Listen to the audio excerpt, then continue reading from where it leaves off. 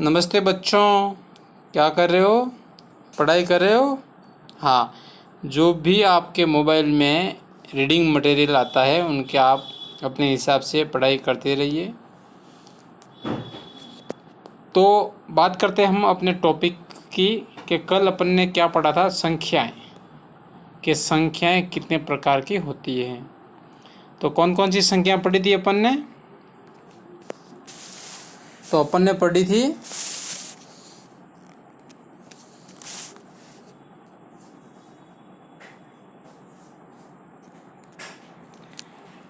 एक नंबर, 2, 3, 4, 5। तो अपन ने पहली थी अपनी पूर्ण संख्या। पहली अपनी कौन सी थी? पूर्ण संख्या। फिर पूर्णांक। फिर अपनी थी प्राकृत संख्या, परिमेय संख्या,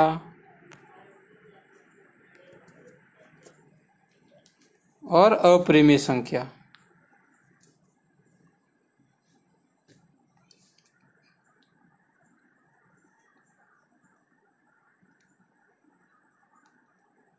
अपरिमेय। तो मैं आशा करता हूँ कि आपको ये अच्छे से समझ में आ गई होगी। तो चलिए, मैं अभी आपको टेस्ट कर रहा हूँ कि आपको मैंने जो पिछले वीडियो में आपको पढ़ाया था वो आपको कितना याद है। आप सिर्फ वीडियो ही देखते हैं या फिर उसको याद भी करते हैं, जो कि देखना उतना ही इम्पोर्टेंट है जितना अपने को याद होना चाहिए।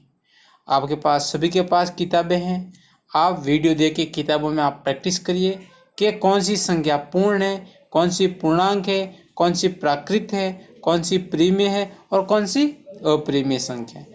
ये संख्याएं वो संख्या है जिनसे आपके सिलेबस बनता है। आपके सिलेबस में ये सारी की सारी संख्या हैं, अतः अपने को इन संख्याओं के बारे में तो पता होना ही चाहिए। चलो, सब टेस्ट के लिए तैयार है? हाँ, तो मैं यहाँ पे अभी क्या करूँगा, एक संख्याओं की सीरीज लिखूँगा और आपको अपने मन में बोलना है कि हाँ, कि ये संख्या है कौन सी है।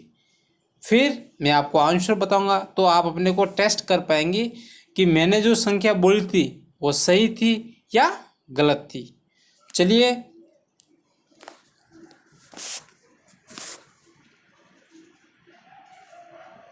अभी आपका टेस्ट शुरू होने जा रहा है। मैं अभी, ये क्वेश्चन है,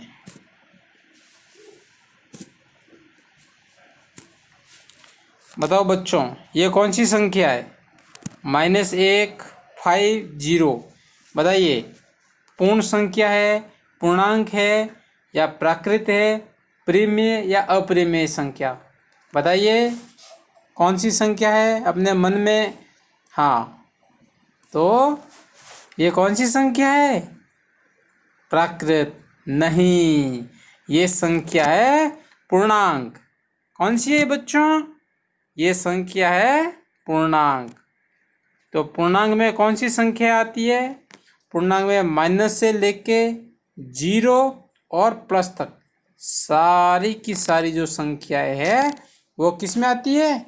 वो सारी की सारी अपने आती है किस में? पूर्णांक। तो पूर्णांक संख्या पता चल गया कि जिसमें माइनस हो, तो देखो ये इधर माइनस है, जिसमें 0 भी हो ये देखो 0 है, और जिसमें प्लस तो ये प्लस की 5। बच्चों, अगर किसी संख्या के आगे कोई चिन्ह नहीं है, क्या कोई चिन्ह नहीं है, इसका मतलब क्या है? वो कौन सी संख्या है? उसको हमेशा प्लस में ही माने। ये गणित का बेसिक नियम है जो सभी को पता होना चाहिए। चलिए, अभी नेक्स्ट क्वेश्चन है आपके लिए। ये है 5, 100, 50 और 3। बताओ बच्चों, ये कौन सी संख्या है? बताइए, हाँ, ये संख्या है कौन सी? पूर्ण नहीं, ये पूर्ण नहीं है, ये है प्राकृत संख्या है। कौन सी संख्या है बच्चों? प्राकृत। ये संख्या है प्राकृत। कौन सी संख्या है ये? प्राकृत। हाँ, तो ये अपनी संख्या है प्राकृत। तो चलिए अभी मैं आपको बताता हूँ कि प्राकृत संख्या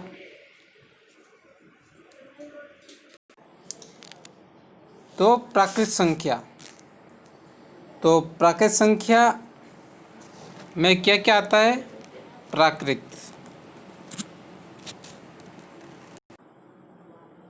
हाँ, तो बच्चों प्राकृत संख्या तो कौन सी संख्या है? प्राकृत।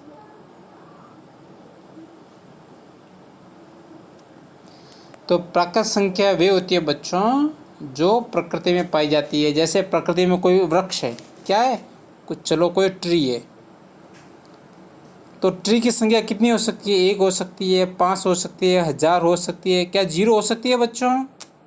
हो सकती है क्या? ऐसा संभव है कि 0 पेड़ है? नहीं है ना। हाँ, तो प्राकृत संख्या में ये 0 शामिल नहीं है। क्या शामिल नहीं है? 0। हाँ, तो प्राकृत संख्या में क्या क्या आएगा? अपना 1 आएगा, 2, 3, 4 और अनंत बताया था। हाँ, अभी अगला सवाल। अब बच्चों बताइए, 5, 9, 0, 7 ये कौन सी संख्या है बच्चों? बताइए, ये कौन सी श्रेणी है? क्या ये प्राकृत संख्या है, पूर्ण संख्या है, पूर्णांक है, परिमेय या अपरिमेय? ये कौन सी सीरीज है? बताइए बच्चों। हाँ, सही, ये पूर्ण। क्या ये पूर्ण संख्या है क्या? हाँ जी, जब 0 आ गया तो ये कौन सी संख्या बन गई? पूर्ण संख्या। तो पूर्ण संख्या का मतलब क्या है? 0 प्लस प्राकृत संख्या। अगर प्राकृत संख्या में अपन क्या जोड़ दें? 0, तो वो अपनी कौन सी संख्या हो जाएगी? वो अपनी हो जाएगी पूर्ण संख्या।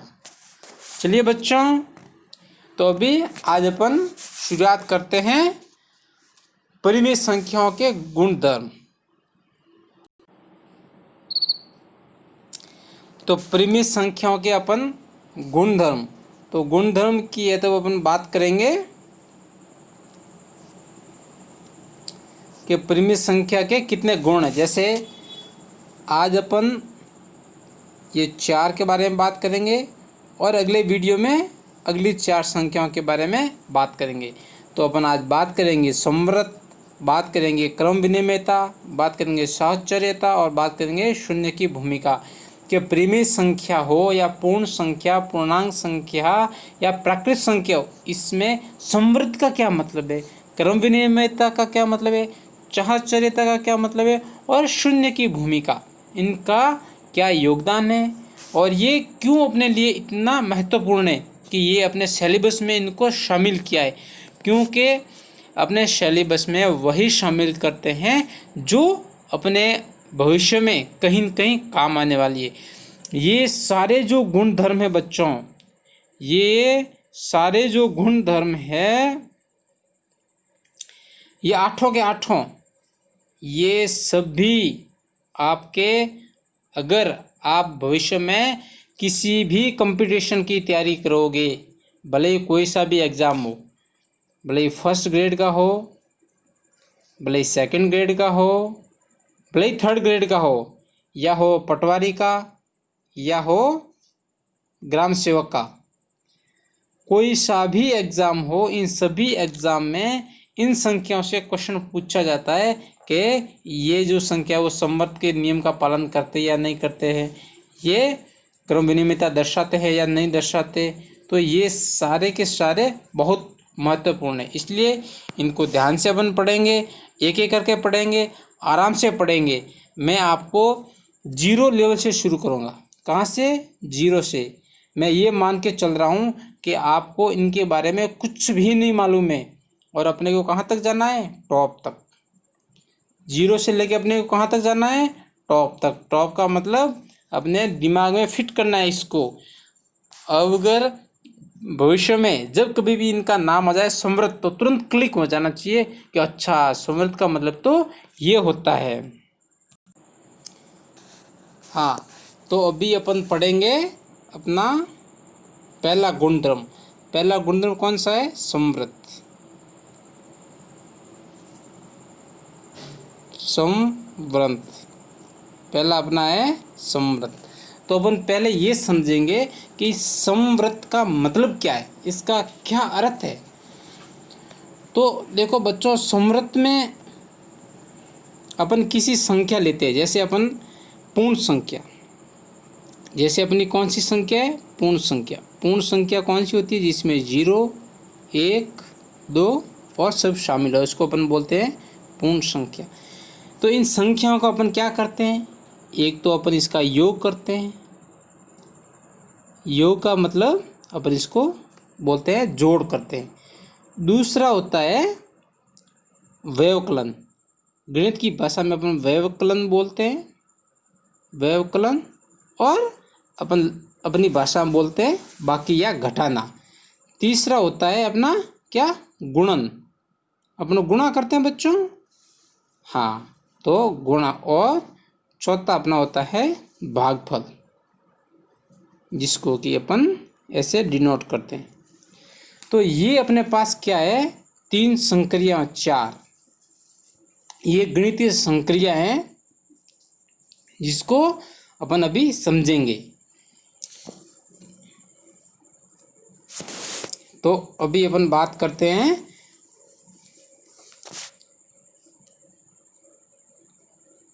समृद्ध।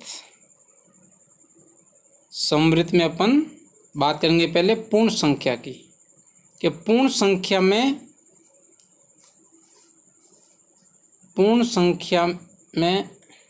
अपने समृद्ध का क्या मतलब है। पूर्ण संख्या, देखो समृद्ध का मतलब क्या है? अगर पूर्ण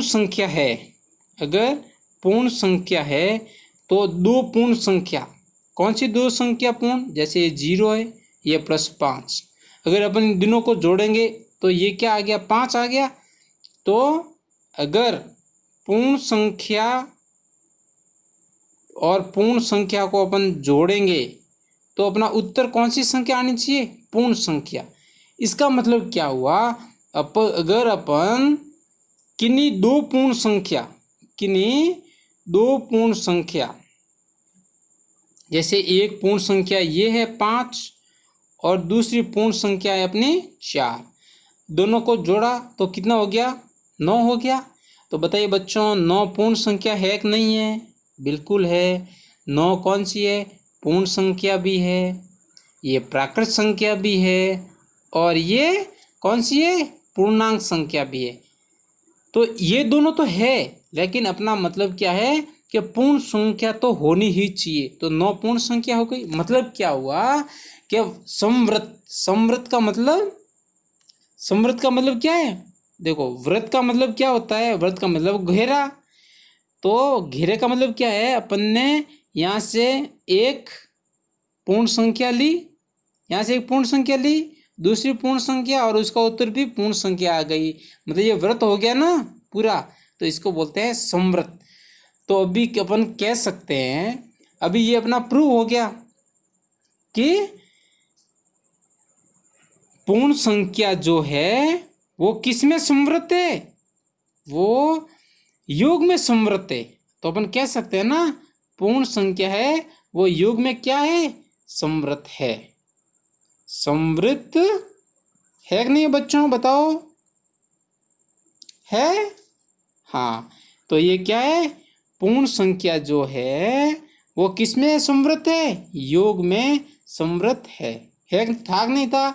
जैसे 0 है +0, तो उत्तर 0 हो गया। तो 0 पूर्ण संख्या है कि नहीं है?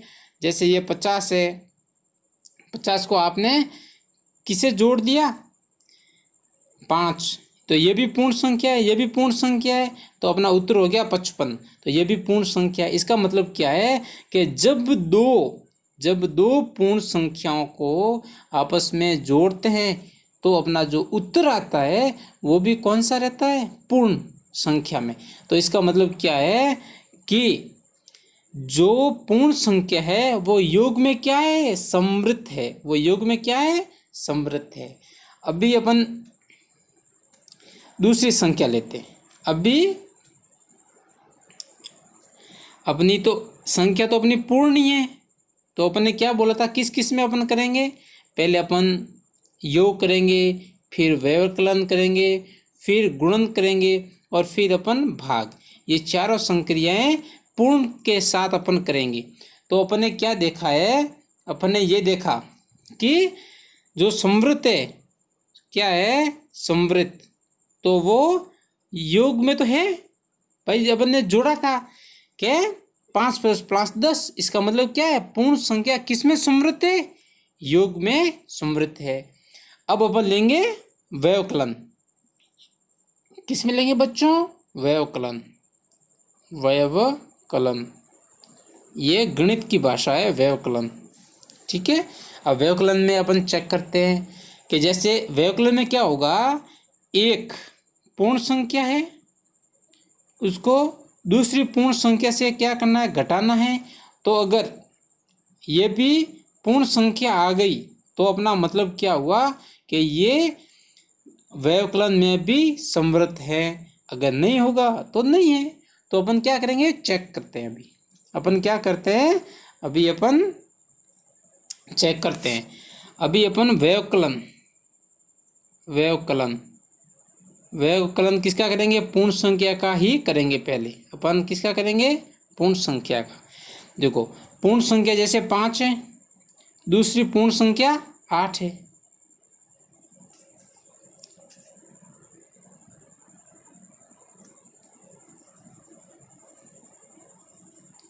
चलो 8 नहीं 4 करते हैं, तो ये पीछे 1 रहा। इसका मतलब क्या है? एक पूर्ण संख्या थी, ये थी पूर्ण संख्या और ये भी थी पूर्ण संख्या, और अपना उत्तर क्या आ गया? पूर्ण संख्या। इसका मतलब क्या है कि ये भी पूर्ण संख्या, तो ये इसका मतलब ये समृद्ध होना चाहिए।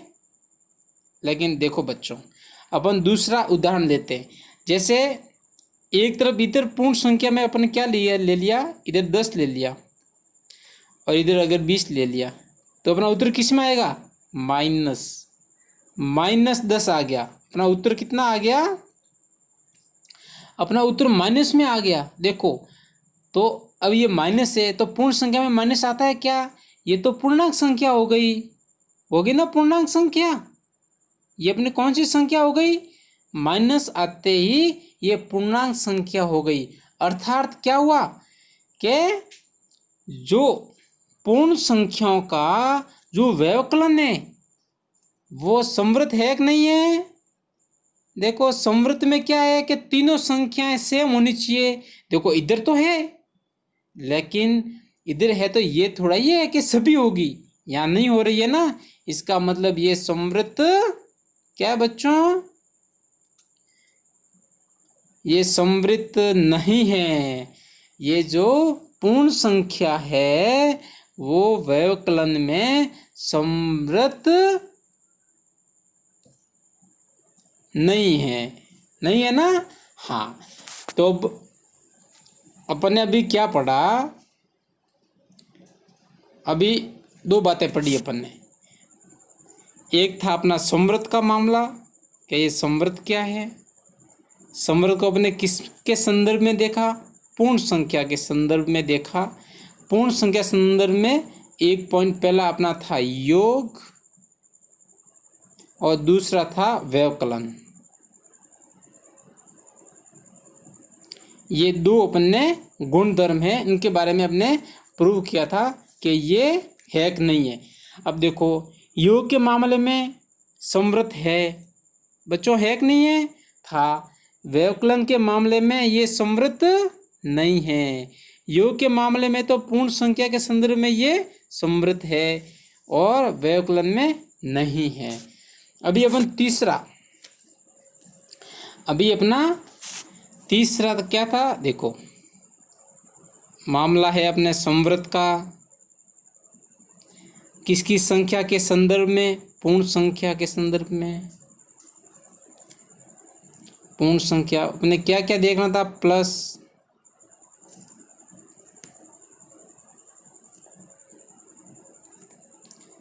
अपने को योग देखना था, अपने को व्यवकलन देखना था, अपने को गुणन देखना था और अपने को देखना था भाग।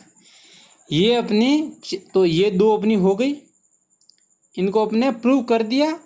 क्या प्रूव किया अपने ये प्रूव किया कि जो पूर्ण संख्या है वो इसमें तो समृद्ध है लेकिन व्यवकलन में समृद्ध नहीं है। अब हम बात करेंगे किसकी, गुणन की। अब किसकी बात करेंगे, गुणन की। देखो गुणन में क्या होगा, समृद्ध है कि नहीं है, वही 1 + 2 = 3। मतलब क्या हुआ कि ये पूर्ण संख्या है, यह भी पूर्ण संख्या है,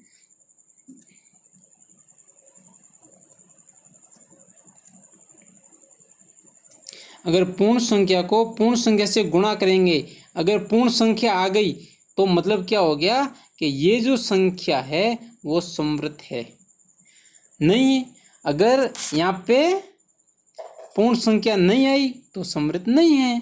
तो अपन चेक करते हैं, अपन अभी क्या करते हैं, अभी अपन चेक करते हैं गुणन के संदर्भ में। देखो अभी जैसे ये 4 है, 4 × 4 = 16 हो गए बच्चों। तो ये कौन सी पूर्ण संख्या है, गुणा किया, यह भी पूर्ण संख्या है और इधर अपना उत्तर भी क्या आ गया, पूर्ण संख्या है। दूसरा एग्जाम्पल लेते हैं अपन, जैसे 2 है, गुणा किया अपन ने किसे, 30 से, उत्तर आया अपना 60। देखो ये पूर्ण संख्या है, यह भी पूर्ण संख्या है और ये भी कौन सी संख्या है, पूर्ण संख्या। अभी बच्चों आप ये कहोगे सर पूर्ण में तो 0 भी आता है। हाँ जी आता है 0, कौन कहता नहीं आता है। जब अपन 0 से गुणा करके देखते हैं, तो जैसे ये 0 है, 0 को मैं 100 से गुणा करूँगा तो उत्तर कितना आएगा, 0। तो अभी समझ में आ गई बात कि ये पूर्ण संख्या है, ये भी पूर्ण संख्या है और ये भी पूर्ण संख्या है। इसका मतलब क्या है, इसका मतलब देखो सारांश क्या निकला, सारांश ये निकला कि जो पूर्ण संख्या है, पूर्ण संख्या गुणन के अंतर्गत, गुणन के अंतर्गत कौन सी है, समृद्ध है। समृद्ध है ना, कि अपन पूर्ण संख्या को पूर्ण संख्या से गुणा किया तो उत्तर अपना किस में आया, पूर्ण संख्या में। इसका मतलब क्या हुआ कि ये जो है, ये जो पूर्ण संख्या है ये समृद्ध गुणन में दर्शाती है। अभी अपना तो देखो बच्चों, अपने योग का देख लिया, व्यवकलन का देख लिया अपने गुणन का, और अभी अपने चौथा रहा है भाग। तो अब अपन किसका देखते हैं, अभी अपन देखेंगे भाग का, कि भाग में पूर्ण संख्या है वो समृद्ध है या नहीं है।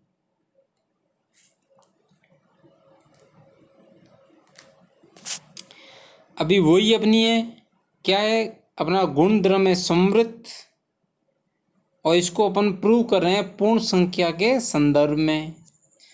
अपना है, अब देखेंगे चौथी संक्रिया कौन सी है, भाग। पूर्ण संख्या को भाग देंगे पूर्ण संख्या से, अगर अपना उत्तर आ गया पूर्ण संख्या तो समृद्ध है, नहीं तो नहीं है। तो अपन चेक करते हैं। तो अभी अपन क्या करते हैं, चेक करते हैं कि ये है कि नहीं है। जैसे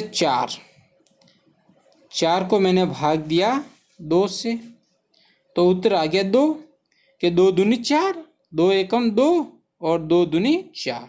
तो 2 तो पूर्ण संख्या है, हाँ जी है, बिल्कुल है। अब अपन एक दूसरा एग्जाम्पल लेते हैं, दूसरा। जैसे इधर है 5 और इधर नीचे आ गया 2। तो ये बच्चों बताओ, 5 में 2 का पूरा भाग जाता है? नहीं जाता, नहीं जाता है ना। तो ये कौन सी संख्या हो गई बच्चों? ये हो गई परिमेय संख्या। ये कौन सी संख्या हो गई? परिमेय संख्या। लेकिन अपनी शर्त क्या थी? अपनी शर्त ये थी कि पूर्ण संख्या में अगर पूर्ण संख्या को भाग दें और अपना उत्तर किस में आए? पूर्ण संख्या आए, तो समृद्ध है, नहीं तो नहीं है। अभी इसमें देखो कि अपनी 5 है, 5 पूर्ण संख्या है, 2 पूर्ण संख्या है, लेकिन इसका जो उत्तर आएगा वो पूर्ण संख्या नहीं है। उत्तर किस में आएगा? परिमेय संख्या में। इसका मतलब क्या हुआ कि जो भाग में जो पूर्ण संख्या है वो भाग में समृद्ध नहीं है। तो अपन अभी एक सारणी बनाते हैं। अभी क्या बनाते हैं? एक सारणी बनाते हैं। देखो इधर आ जाएगी संक्रिया, इसका मतलब है संक्रिया, ठीक है। और इधर आ जाएगी समृद्ध, यहाँ आ जाएगी समृद्ध है या नहीं है। किसके संदर्भ में? पूर्ण संख्या के संदर्भ में। संक्रिया में अपना पहला रहेगा योग। तो बताओ बच्चों, योग में पूर्ण संख्या समृद्ध है या नहीं है? बिल्कुल है जी। अभी ये आ गया व्यवकलन। व्यय का मतलब व्यवकलन समझना, इसमें नहीं है। गुणन, गुणन में समृद्ध है कि नहीं है? बिल्कुल है। और भाग में नहीं है। तो बच्चों अपन ने आज अभी क्या पढ़ा है? अभी इस एक टॉपिक का कुछ हिस्सा पढ़ा है। कौन सी? पूर्ण संख्या के संदर्भ में अपन ने समृद्ध के बारे में पढ़ा है कि समृद्ध क्या है और क्या क्या ये गुण व्यवकलन को कैसे प्रभावित करता है, योग को कैसे करता है, गुणन को कैसे करता है और भाग को कैसे करता है। तो बच्चों अभी अपन परिमेय संख्या को देखेंगे। किसको देखेंगे? परिमेय संख्या को। ये 4 संक्रियाएं, योग, व्यवकलन, गुणा और भाग। ये स का मतलब है संख्याएं। कौन कौन सी? ये परिमेय संख्या है। अब अपन देखेंगे जिस प्रकार अपन ने पूर्ण संख्या के संदर्भ में देखा था, पूर्ण संख्या के संदर्भ में क्या देखा था? योग समृद्ध है कि नहीं है? योग समृद्ध था। व्यवकलन समृद्ध नहीं था। गुणा संकलन था और भाग समृद्ध नहीं था।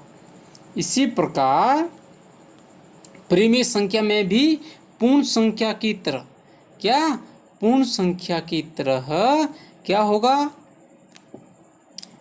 योग में समृद्ध होगा, ठीक है। व्यवकलन में भी होगा, गुणा में भी होगा, लेकिन भाग में नहीं होगा। ये जो गुण धर्म है, क्या मतलब हुआ? परिमेय संख्या योग के अंतर्गत समृद्ध है, व्यवकलन में समृद्ध है, गुणा में भी समृद्ध है और भाग में, सिर्फ एक भाग में समृद्ध नहीं है, बाकी तीनों में क्या है? समृद्ध है। ये आपको होमवर्क देता हूँ मैं और आप खुद प्रूव करेंगे कि ये है कि नहीं है। जैसे क्या है? 1/2। जैसे 1/2 ये परिमेय संख्या है। इसको अगर अपन 3/4 से जोड़ते हैं 3/4 से जोड़ेंगे तो क्या होगा बच्चों, यहाँ 4/10 आ गया, फिर इधर आ गया 2 + 3 = 5/4। तो देखो बच्चों ये कौन सी परिमेय संख्या हुई कि नहीं हुई, कि परिमेय संख्या को परिमेय संख्या से जोड़ा तो अपना उत्तर किस में आया, परिमेय संख्या में आया। इसका मतलब ये समृद्ध है। इसी प्रकार अपन देखते हैं घटाव में, जैसे 1/2 है, इसको घटा दो, 1/4 से घटा दो, घटाया तो 4 अपना क्या आ जाएगा, लसप आ जाएगा। यहाँ 2 - 1 = 1/4 हुआ कि नहीं हुआ 4। तो ये अपनी कौन सी संख्या है, परिमेय संख्या। कौन सी संख्या है, परिमेय संख्या। ये भी माइनस किया, परिमेय संख्या को परिमेय संख्या से माइनस किया, अपना उत्तर क्या आ गया, परिमेय संख्या। इसका मतलब ये समृद्ध है। इसका मतलब क्या हुआ, ये जो परिमेय संख्या है ये व्यवकलन में समृद्ध है। अभी अगली अपन बात करेंगे गुणन की।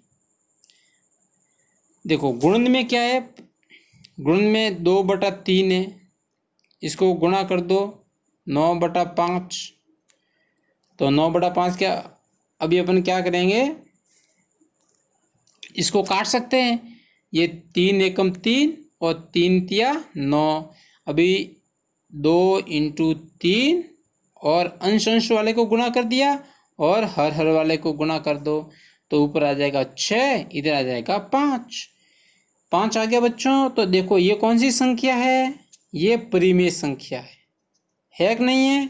तो क्या हुआ, परिमेय संख्या को गुणा किया परिमेय संख्या से, उत्तर आया परिमेय संख्या में। मतलब देखो ये क्या हो गई, समृद्ध हुई कि नहीं हुई।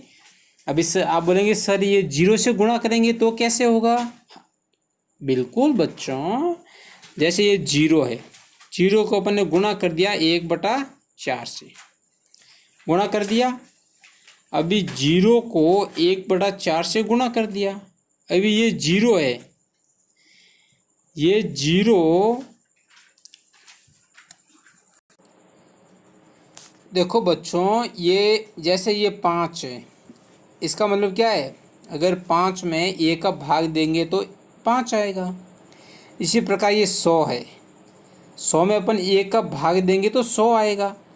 तो इसका मतलब क्या है, जो ये संख्या लिखी रहती है इसमें अगर 1 का भाग भी देंगे तो कोई फर्क नहीं पड़ता। इसका मतलब क्या है, 5/, कौन सी संख्या है, परिमेय संख्या है। अगर 5 लिखा आता है इसका मतलब ये कौन सी संख्या है, ये छिपी हुई परिमेय संख्या है, इसमें 1 हमेशा छिपा रहता है। इसी प्रकार ये 0 है, 0 में 1 का भाग देंगे तो उत्तर क्या आएगा, 0 ही आएगा। ये नहीं आएगा बच्चों। तो अपन अगर किसी संख्या को किसी संख्या को 0 से अपन ने 1/4 से गुणा करेंगे तो 0 आएगा। किसी भी संख्या को 0 से गुणा करने पर सदैव 0 आता है। हमेशा क्या आता है, 0 आता है। ठीक है, तो ये 0 कौन सी संख्या है, ये परिमेय संख्या है बच्चों। आप इसको समझ के चौंक मत जाइएगा। 0 को 0/1 के रूप में लिख सकते हैं ना, तो लिख सकते हैं, ये परिमेय संख्या है। तो क्या हुआ, तो ये हुआ कि ये भी थी परिमेय संख्या, ये भी थी परिमेय संख्या, दोनों को गुणा किया तो ये भी आई परिमेय संख्या। मतलब समृद्ध हुआ कि नहीं हुआ, हुआ ना। तो हाँ, ये हो गया समृद्ध का नियम। अभी लास्ट अपना एक रहा है भाग। लास्ट अपना रहा है भाग। देखो बच्चों, भाग में क्या हुआ, जैसे -1 है, -1 ये परिमेय संख्या है और 5 का भाग दे दिया